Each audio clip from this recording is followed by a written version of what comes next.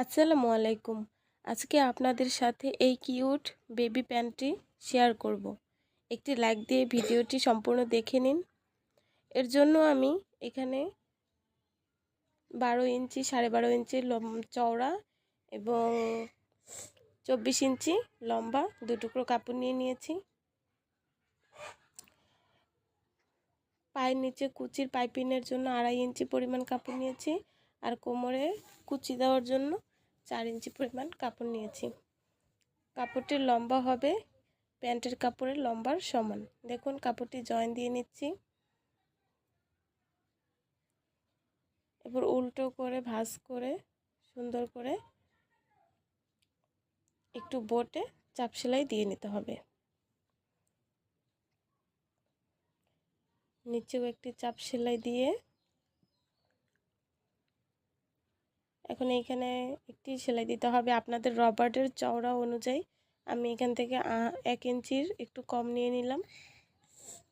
এই একই নিয়মে ওই পায়ের অংশটাও করে নেবেন। আমি একটি করে দেখালাম।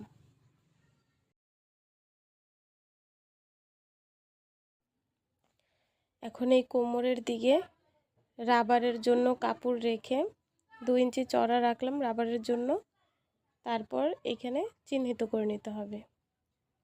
দেখুন এই বরাবর আমরা এক্সট্রা কাপড়টা জয়েন করব। এই কাপড়টা 4 ভাঁজে আছে, আমি ডাবল করে নিব। ডাবল করে এই যে দাগের উপরে দিব, যাতে পরে বটা দিলে রাবার লাগানোর সময় সেলাইটা ঢেকে যায়। এইভাবে করে সেলাইটা করে নিতে হবে।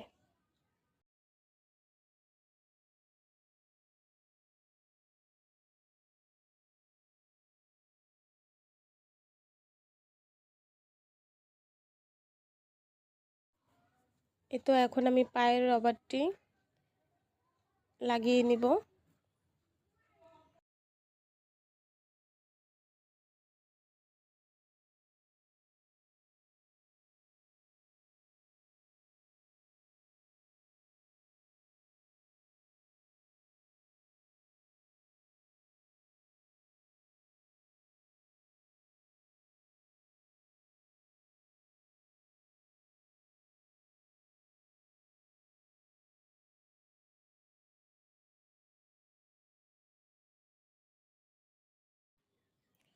রাবারটি লাগানো হয়ে গেলে এইভাবে টানবেন, তাহলে কুচিটা সমানভাবে বসে যাবে। পট্টি দেওয়ার জন্য 5 ইঞ্চি পরিমাণ কাপড় নিয়েছি। এখন এই যে রাবারের নিচের অংশ থেকে পট্টির কাপড়টি লাগাতে হবে। প্যান্টটি আমাদের রাইট সাইডে আছে। তারপর ওই সাইডটাও সুন্দর এইভাবে রেখে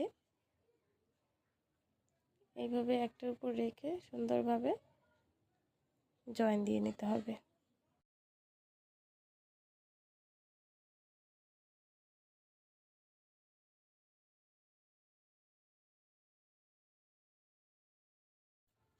এরপর এইভাবে প্যান্টটা ভাঁজ করে রাখবেন। তারপর এই পাটাও এভাবে রাখবেন। রাখার পর পট্টির উপরের পাটটা আর এই প্যান্টের উপরের পাটটা আবার একইভাবে জয়েন দিয়ে নেবেন। এই যে রাবারের নিচ থেকে ধরে সেমভাবে জয়েন্ট করে নেব।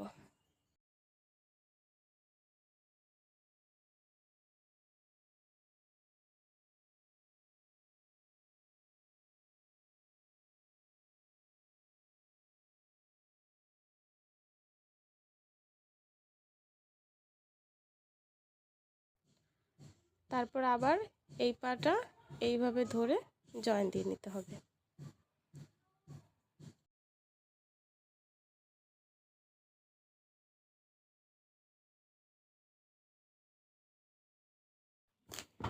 রাবার নিয়ে নেব 16 ইঞ্চি পরিমাণ লম্বা।